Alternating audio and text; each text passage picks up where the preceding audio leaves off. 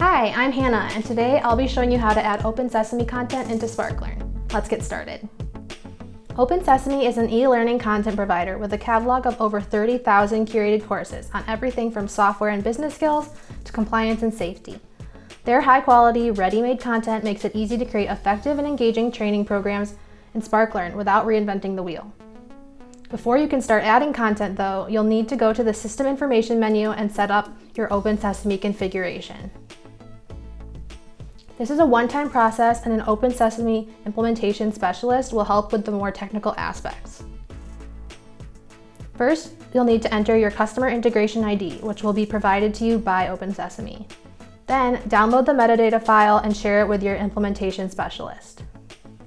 They will give you an XML file, which you can upload by selecting the Choose File button. If you don't have this XML file now, you can always come back to this step later. Next, enter or randomly generate a client ID and client secret to secure your account connection.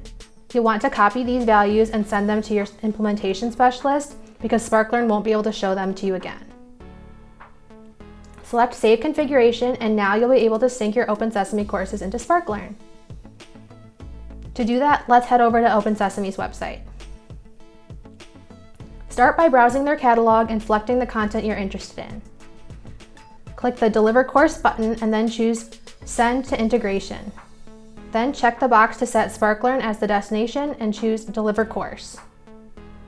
Content you've chosen will be labeled as pending while they're waiting to sync, or delivered, which means it's already synced. Now we can head into SparkLearn and take a look. Now, even though they're called courses in OpenSesame, this content will be brought into SparkLearn as a learning object. You can quickly find your OpenSesame content by using the content type filter and then selecting external links. You'll notice that the first few fields are already filled in. That information is brought over from OpenSesame and can't be changed, so go ahead and scroll down to the tags section. Here you can add tags related to the OpenSesame course that will help your learners find it. Then select the topic you want the content to fall under and groups you want to share it with.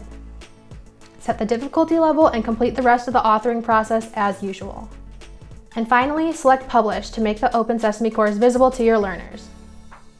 Wow, that was a longer how-to video, so thanks for sticking around. Don't worry, now that you've connected your SparkLearn and OpenSesame accounts, adding more content will be a breeze.